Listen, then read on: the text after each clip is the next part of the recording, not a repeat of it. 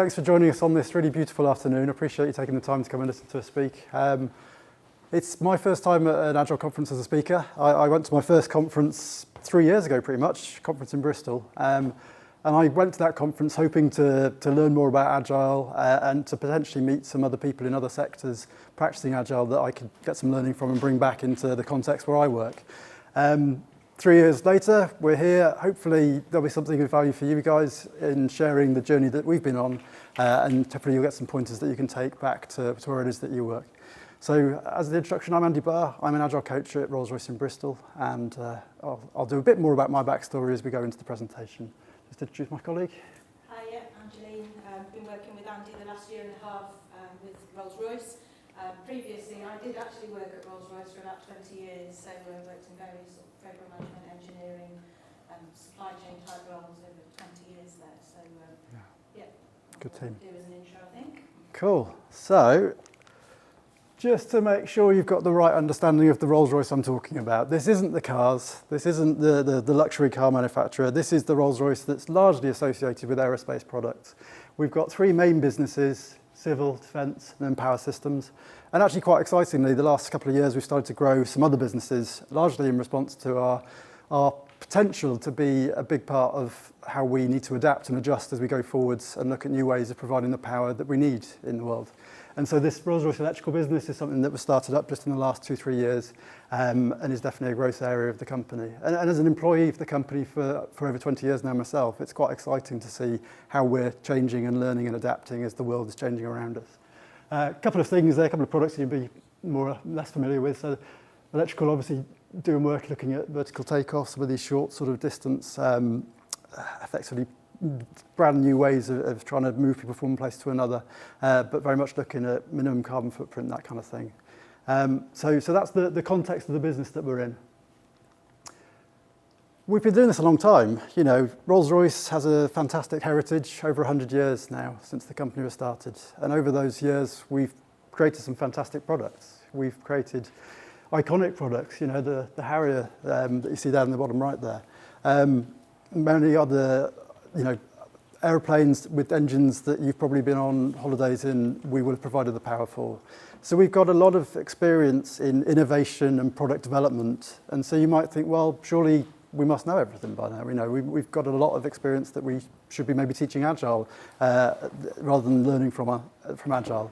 And I think whilst there are some aspects of our practice and our experience that are fantastic and enable us to do things that few companies in the world can do, particularly, you know, the nature of the product means that we are quite familiar with trying to break the big product into smaller chunks and trying to then find lower cost ways of verifying and developing the confidence in the solutions.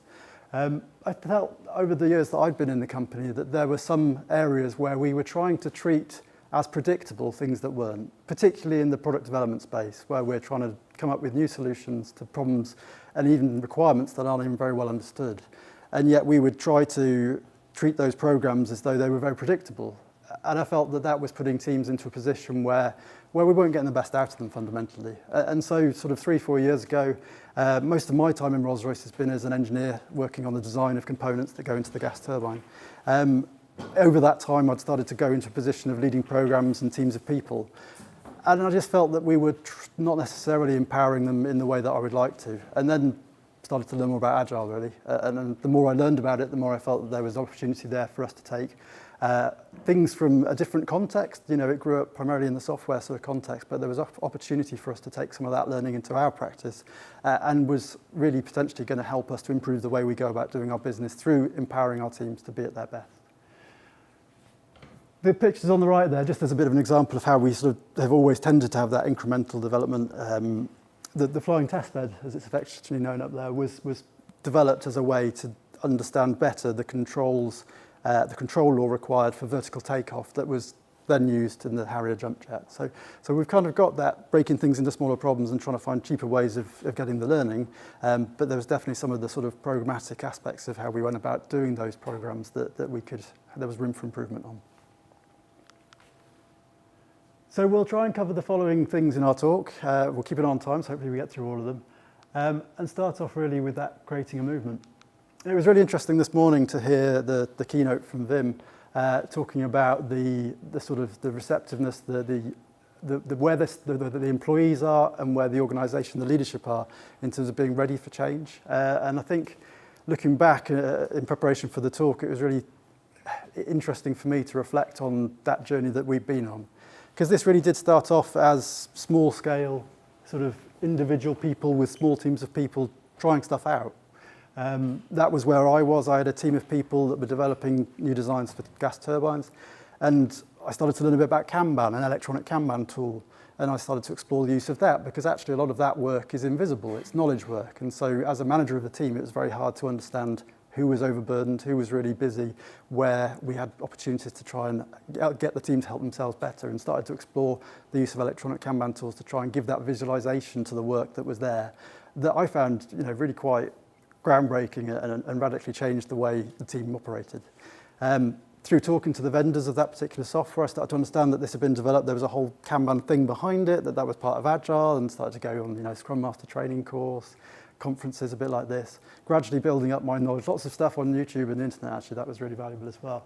So step one definitely was learning. And the more I learned, the more I felt that there was great opportunity for us to start to do more of this.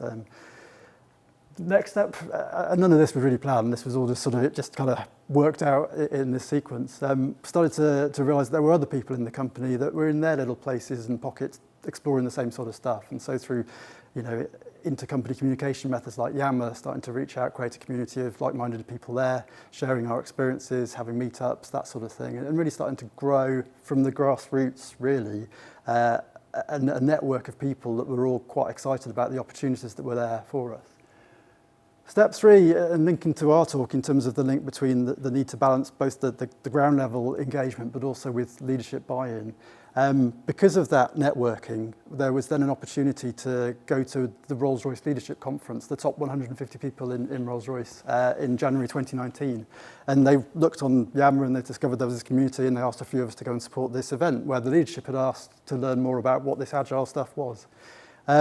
Looking back, that was a really key step. It was pretty key from my perspective because it was really scary, but also from the perspective of we just had a couple of hours. We had one of the sort of top level one of the top level people in the company sponsored our attendance at that event, and so there was that overt permission to engage with the leadership, and they really liked what they heard, and they really got behind it. Now, for them at that point, getting behind it was giving us the backing and support from R2 Digital, another business unit within Rolls-Royce, to develop some training materials that we could then use to share with other teams. It also was the leadership team themselves going away with some homework to try and do an Agile project within their teams. And so suddenly we went from a business that probably had very little understanding about what Agile was, beyond hot desking pretty much. It's not too trivial to say, but actually permission for us to do more and some backing to go ahead and do that. It was at that point still a hobby though. It was something that I did on top of my day job, but the thing is, when it gets under your skin, you kind of make the time and find the time to try and do some of that. But it was great to have a network of coaches, of volunteer coaches that were empowered and given a license to really go and see where we could take it.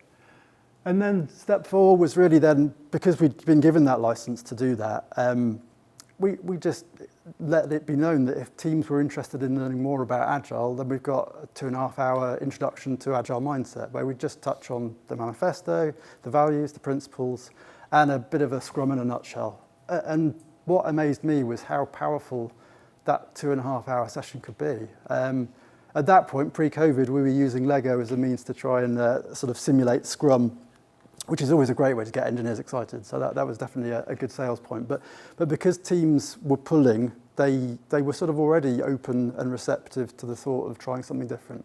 I think there were a lot of people out there that were a bit fed up with perhaps some of the bureaucracy and some of the approaches they felt weren't necessarily really empowering the teams. And so by just sharing in a couple of hours some of those values principles, a little bit of Scrum in a nutshell, it was incredible to see the numbers of teams that would then go on and try it.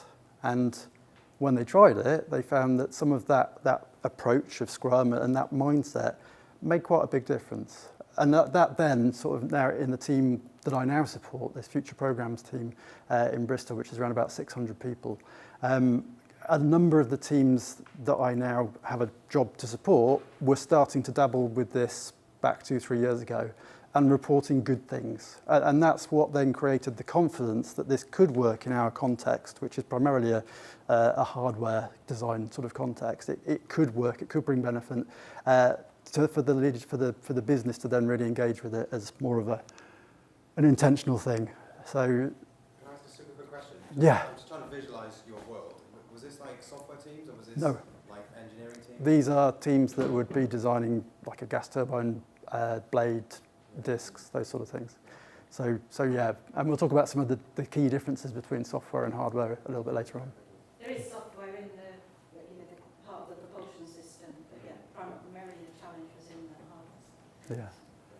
And so back at the start of 2021, suddenly I had the opportunity, there was a role there to become an Agile coach. So my engineering sort of career that would, never anticipated 5 years ago that I'd be getting in this direction, suddenly had an opportunity to go off in this different direction. And it was too good to miss, really.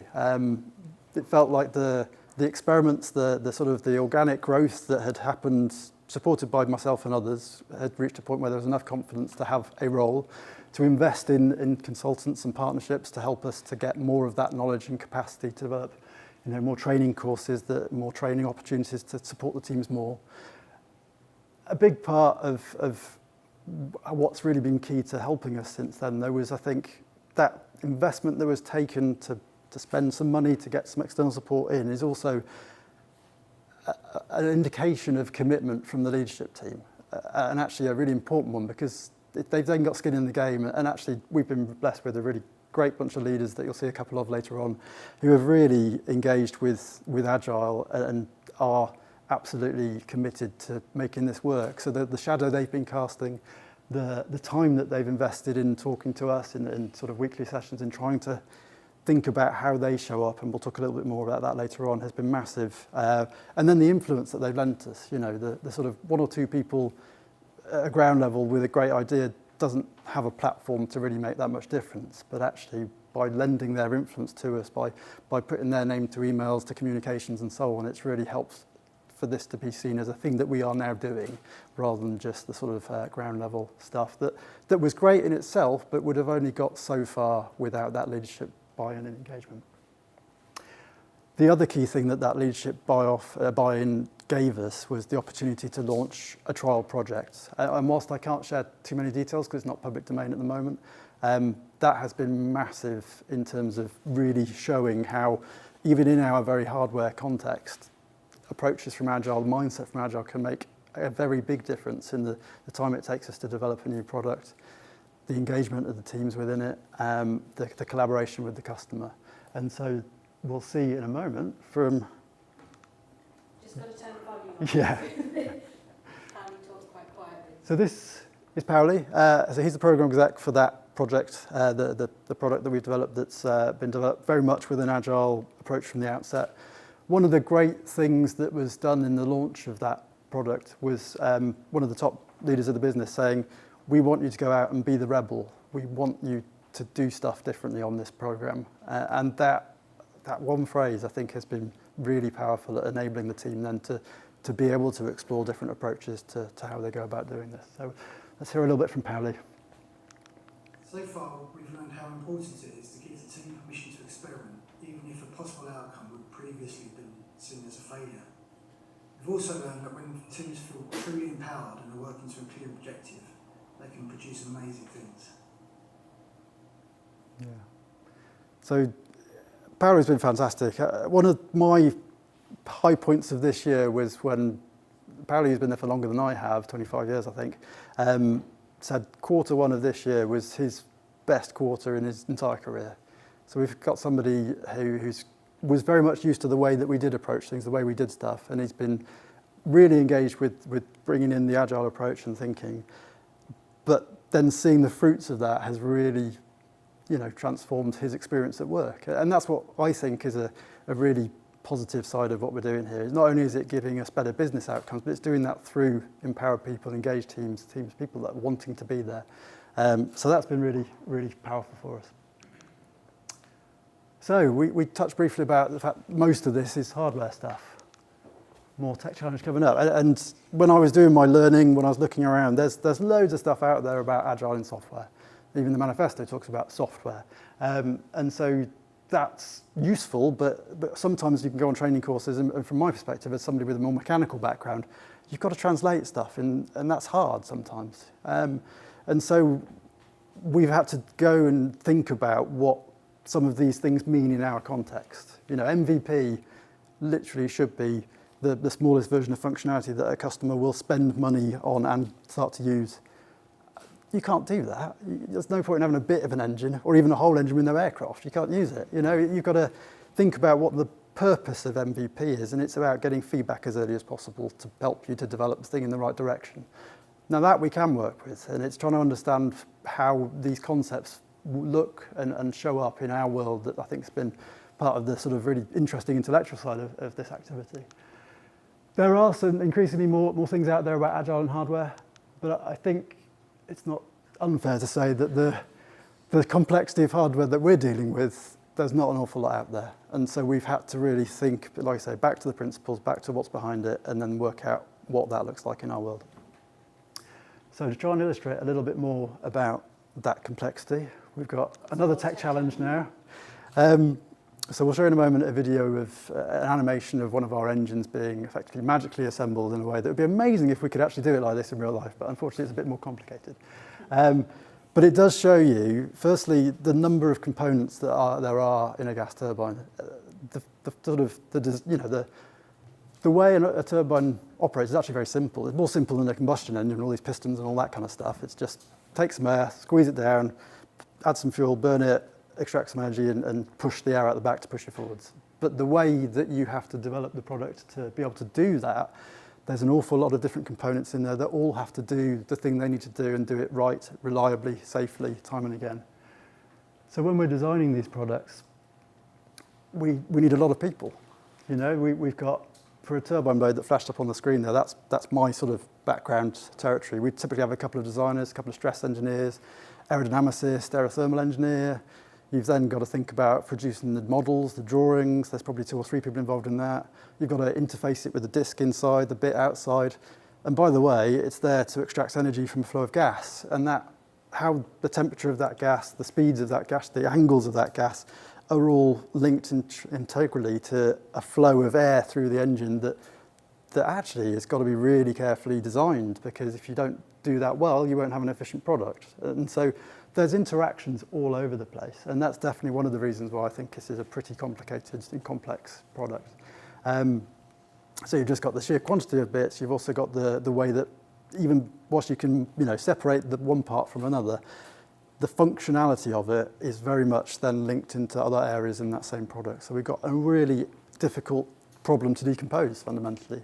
Whilst we can build it in modules, it's really hard. You can't design it with those modules in isolation because they just won't work together as a whole integral product, as a whole thing. So we then face some other challenges as well. So we talk about our customer is typically not the person that would be using the product. And indeed, is the user the pilot? Is the user the person that's maintaining it? Is it, I don't know, there's all kinds of different versions of user in this context that you could spend a long time thinking about. The customer is often maybe an airframer who has their view on when they want it, what they want it to be capable of, that needs to integrate with their airframe. There's lots of different sort of lenses on those things. And actually, as a person whose background was largely involved on a component or a part of the overall gas turbine, I wouldn't have had a lot of value in talking to a user about how they want to use the product, because it's so removed. The bit I'm doing is so internal to that product that's not that helpful.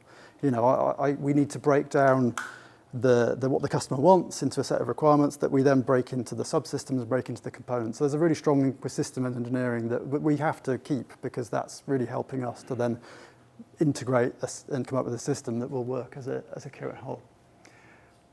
I mentioned briefly the kind of team you'd need to design a turbine blade. Well, there's a lot of different flavors of engineering there that have some degrees of separation. So it's quite hard for us to form cross-functional teams that are truly cross-functional in the sense that any one of them could do any of the things in the backlog. There's definitely part of that is legacy that we can work to improve, and we are. I think there are opportunities for us to get much wider sort of skill maps and have people with breadth into adjacent stuff. But we are always going to be a little bit constrained by the specialisation, the specialisms of the people involved in producing the designs and the developing of these products.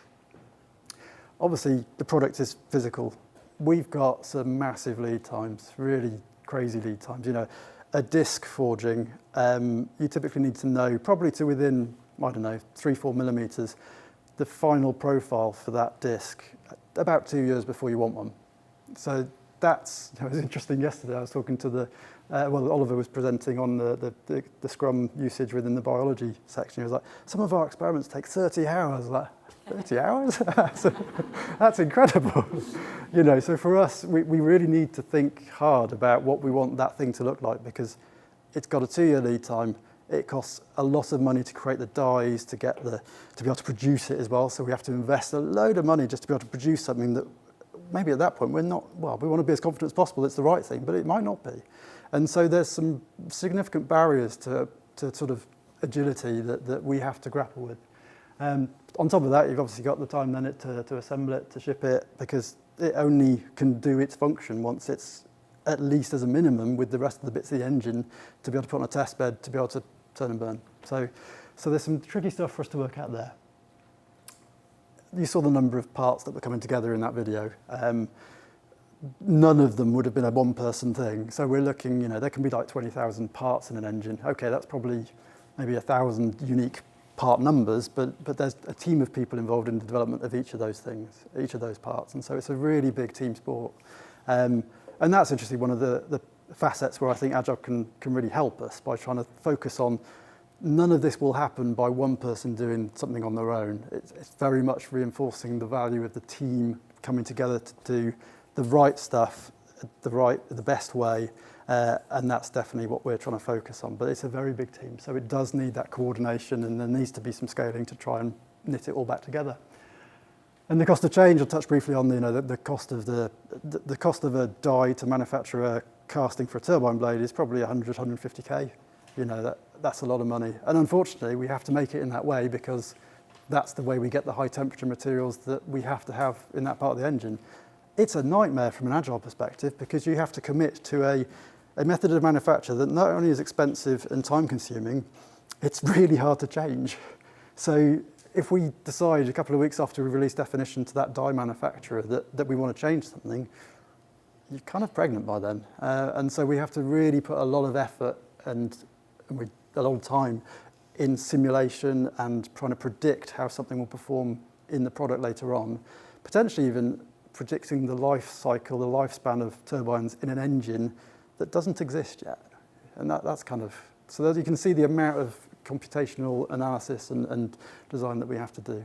So, and I think that's where actually at the early phase of the program, where we don't have a physical product, we're trying to do a lot in simulation, that's where actually the timescales start to become more like what we can deal with within a sprint kind of cadence. You know, we clearly can't manufacture the parts to tie an engine to put on a test bed in months, or that's years of sort of lead time.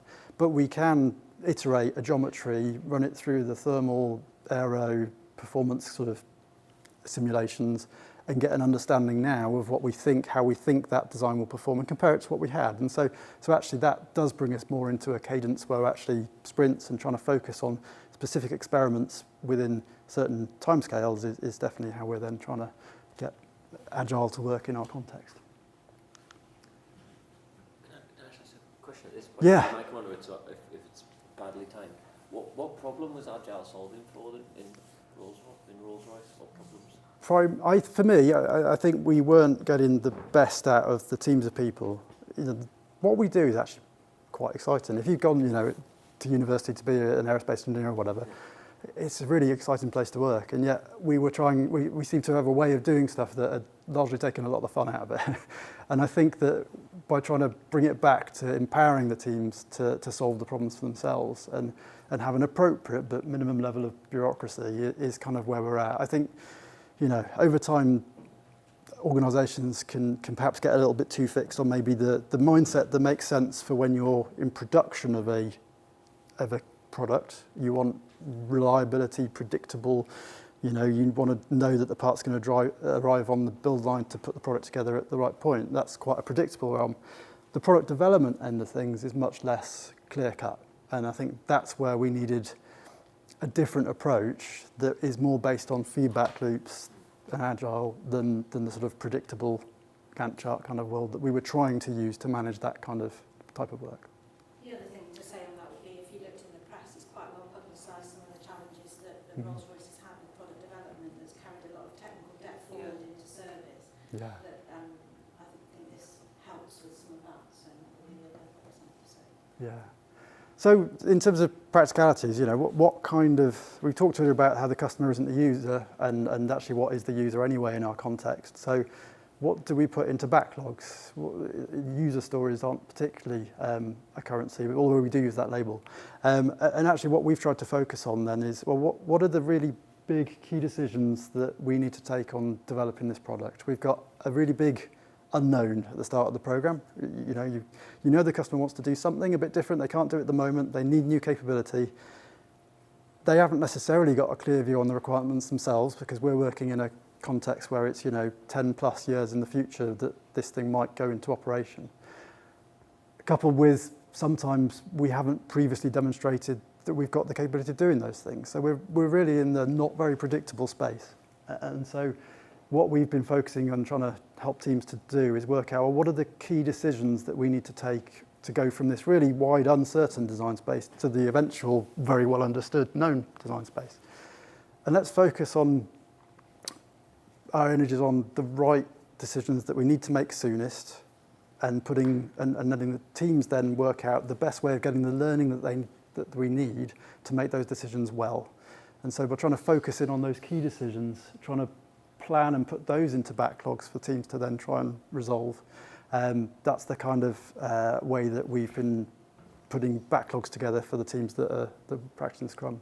And clearly we do need to make it clear for this team we're focusing on this part of the problem, because what we do know is that as soon as you create a team, they start to generate work for other teams. And so by making sure we've got that coordinated focus on the right key decisions, we think that we will get learning faster to de-risk the program, to make better decisions and deliver the product sooner. Okay. Going to hand over to me now.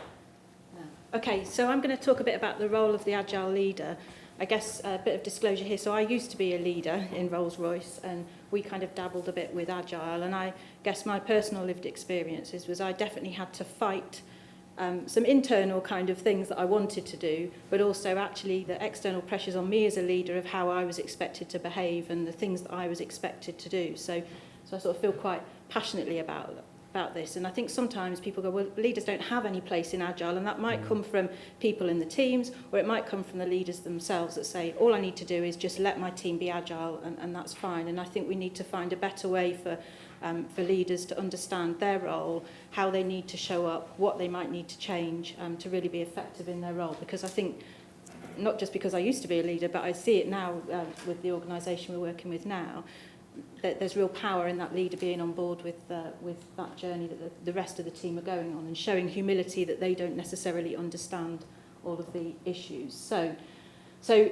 first and foremost, the leaders do need to provide some vision and context to enable the teams to align around. So Andy's laid out, it's a fairly complex system that is being generated, and it's actually a fairly complex market and sort of commercial drivers that are often in place. So helping to make sense of that and providing some clarity that the teams can then align around without having to go and ask for confirmation all the time of, am I doing this in the right way, is really, really powerful.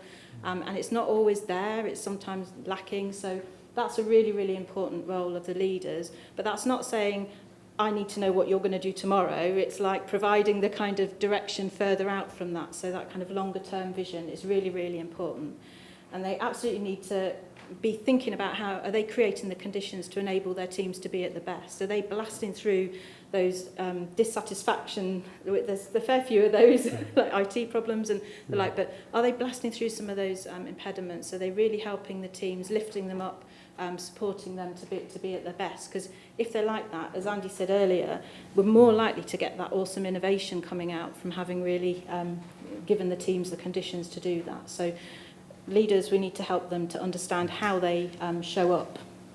So what I've got here is some lean agile habits. So we could say we're going to send all the leadership team on a leading agile training course of some description. We're going to make sure they understand all the values, and we're going to make sure they understand the principles, and we're going to give them a test, and they'll get a certificate to say that they know all of those things.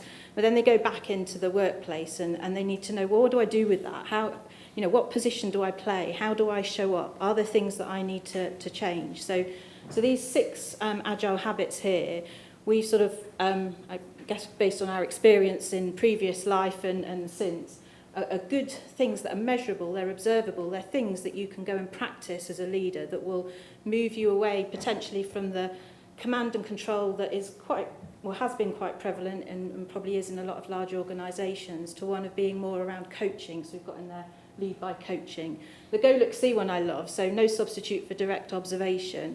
You know, if you're curious about something, go to the team, go and understand what's happening, not to try and micromanage them, but to be curious and ask great questions, as opposed to saying, I'm really concerned about this thing, I'm going to put a 2-day review in, all the teams have got to prepare a pack for a gate review, and you're going to come to me, which consumes capacity. You'll come, you'll look to try and identify the things that they've maybe missed, and it's very disempowering. So look for opportunities of how you can go look see as a leader.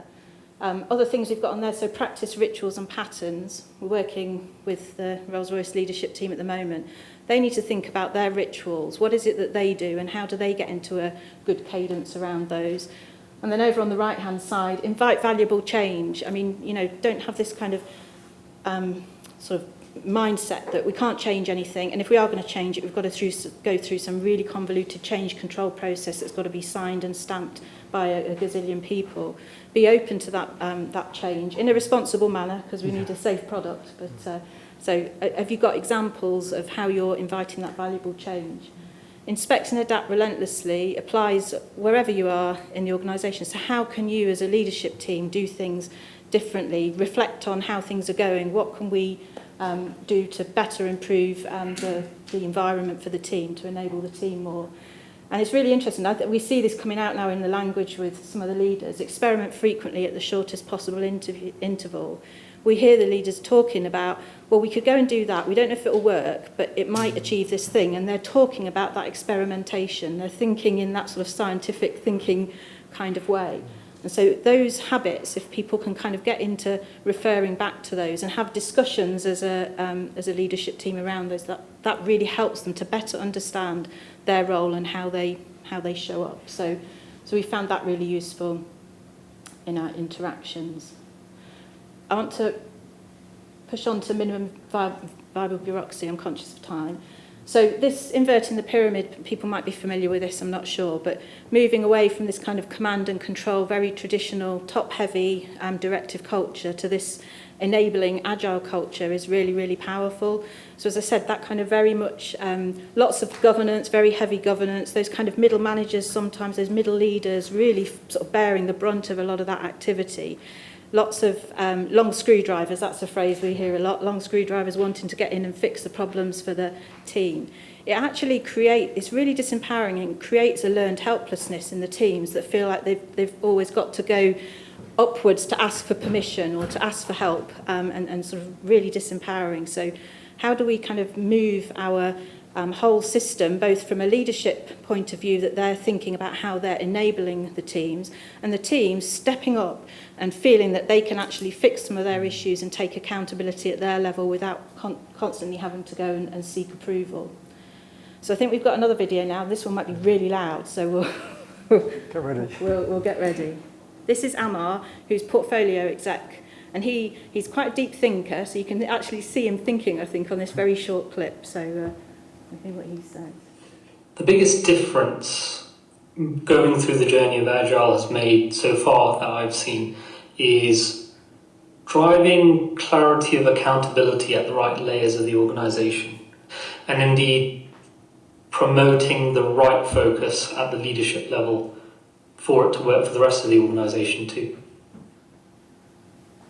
So yeah, and he's talking about levels, which sometimes makes me feel a little bit uncomfortable, but he's reflecting there on sometimes at the portfolio level. So this is a portfolio, several £100 million of spend a year, 600 odd people. they're fixated on the kind of minutiae, and they're not thinking about, well, actually we need to set clearer direction. We need to have clarity around our priorities at that portfolio level. So he's thinking about it from that leadership level as well at the team level, of those guys stepping up and feeling that because they understand the direction of travel, they're better placed to make their own decisions in a more timely manner. So that's been an insight. So one of the challenges is how do we enable alignment and collaboration without stifling innovation and ownership? So it's difficult to get the balance right here. So we talked about minimum viable bureaucracy. There does need to be some ability to align teams around certain points, but we don't want that too much. We don't want to have that overtake the agility that we're trying to achieve. So there is a bit of experimentation here. So, you know, we work with the leadership team, and they're sort of practicing putting in some portfolio level rituals, and they're tweaking those, and they're saying that's not early enough. We need that a bit earlier in the quarter so that we're more prepared. So there's a, you know, too little, too much. Will it ever be perfect? And it will probably change through the life cycle as the portfolio grows and takes on a different shape. But it is important that we're always mindful of that when we're thinking about those rituals, that we're not going back to the traditional command and control by having lots and lots of layers of governance in. So what we are practicing actively with the team is around those rituals and challenging existing governance forums. And it still creeps in. You'll get you know, a new person will come in and they'll say, we need a resource board. We need a weekly resource board. And so you're kind of going, okay, well, we've got these existing rituals that we're practicing at the minute. Is that covered by those? Do we need to adjust that? And so that constant sort of check and balance, I think, is important, because we don't want to drown under unnecessary governance. So really challenging those forums and the effectiveness of them has been really important with the team. So we've got 5 minutes left. We've got another message from Powley. So I've just got to turn the volume up because he, in his garden, is very quiet. 3 main challenges so far: supporting the team and the wider organisation to forget their pre-programming and be bolder. Working out how to manage cross-team dependencies in the design of a very complex system, which was causing under-delivery and overwork. And integrating with other parts of the business who are not structured in a way that complements our team's agile ways. So we're seeing now, as this particular team, that we can't talk about what they're doing, but where they are in their life cycle at the moment of their product, they're moving into like a different phase where they need to interface with different parts of a very big organisation that might not be set up in the way that they are. Now, the good news is in some areas, those guys are wanting to know more and are curious, and well, how can we adopt some of those ways of working? But that's kind of the journey that Powley's going on. If we look at the broader from the team that we're working with currently, there's a consortium of industry partners that have all got sort of different skin in the game that are trying to work together. So again, and they've all got their different ways of wanting to do things. So I think there's going to be plenty of challenges to keep the team busy. But yeah.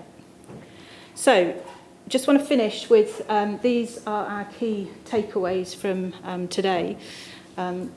So starting over on the top left, we started small. Andy went on his journey early on. But that learning builds confidence, gets stakeholders on board, and that's been massively helpful. When you've got the CEO of a big company advocating for you, that really does help, and it's definitely beneficial. Leaders need to focus on creating an enabling environment and understand the role that they need to play. Don't just think my role is to let my teams be agile. Actually, I understand how I've got to show up and how I might need to change. In the context we've been talking about today, really value is learning. Anything we can learn to sort of reduce uncertainty, have confidence that we're moving in the right direction in developing the product, that's value. And experimenting with the amount of structure that you've got, I think it will be a continual learning journey. You do need some, but not too much, and really challenge what you are putting in place as to whether you're getting value from those rituals that you've put in. So with that, I think that's the end of everything. We've got 4 minutes left, I think. So. Round of applause, please.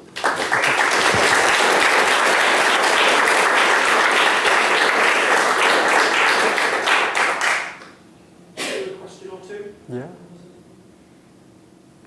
I have a question. told at the start you started just with a short introduction of Agile Manifesto and Scrum. And what did you do to prevent that? At the start, people already say, it's about software, that's not for us. It will not work here. I think it's interesting, isn't it? Because we talk about going from something to Scrum. And in reality, we were probably going from a whole variety of different practices for how a team came in together and did work. And so, generally, because they'd pulled, I think they were open to having a new approach and were open to trying it, because typically we'd have the whole team in to be trained, go through the same thing together. So then it makes it a lot easier for them to just give it a go.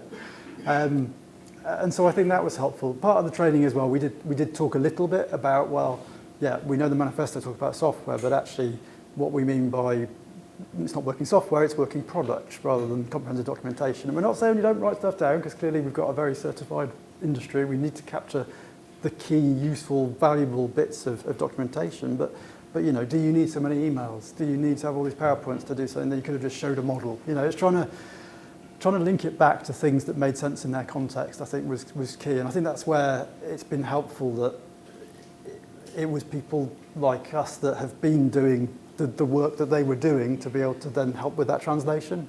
I think that was probably quite a useful part of it. We're doing some bite-sized training as well with the teams to try and reinforce and help see how they apply some of it in their context, and giving people the space to kind of explore what that means for them has been helpful. I'm sure you've got an Agile Manifesto slide somewhere as well, where you've kind of like put stickies over the software language to try and help with the conversion, subtitles. I think working solutions. Now you talk with the team, how is the team reflecting things like autonomy and the upside down pyramid when they're so dependent of each other? How would they? Yeah. So I think there are a couple of things. So one of the biggest successes I saw from the basic introductory stuff we did was taking people that I think had become a bit learned helpless, and suddenly making them realise that not only could they use their massive brains to develop gas turbines, but they could apply it to how they go about doing work. And so they seemed to naturally embrace that opportunity to think about how they go about doing stuff, to go, there was a little bit of sometimes reticence to come to retrospectives, but to sort of think about what they're doing in that facet of the day job as well as the technical.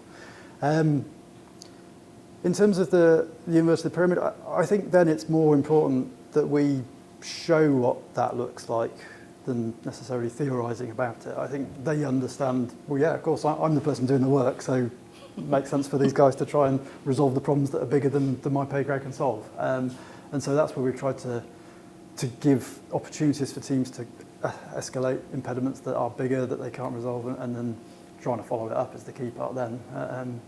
So I think the power of some of that leadership scene setting as well. We sort of saw at the beginning of the year, didn't we, that some of the leaders, I think they felt that they were communicating or that they shared stuff because they'd probably done a PowerPoint somewhere at some point in the past. But there was a lot of feedback from, in January we did some specific activities, and I get how that fits with that now, or I better understand how what we're doing relates to that, and that's really powerful, and that's part of that inverting the pyramid, setting that context piece. And I think the other thing that's useful, we tried, because it sort of feels still like this was a thing that was the teams started this, so we don't want to take it off them.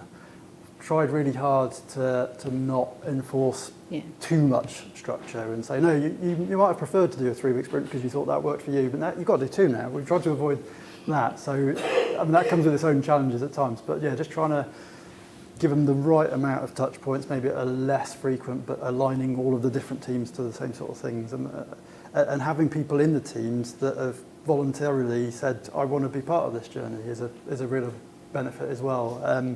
We can see clearly teams that have got these agile coaching crew members are making much faster progress than teams that haven't got a volunteer that's prepared to take on some of that. But at the positive side of that is it gives us a bit of a network and a bit of feedback for us to know if we're maybe pushing things in a direction that people aren't so comfortable with. So trying to keep that still as something that the teams feel ownership of has been a big part of it. Sorry, you're going to... We need to... Yeah, we need to... Oh, no! So another round of applause. Thank you.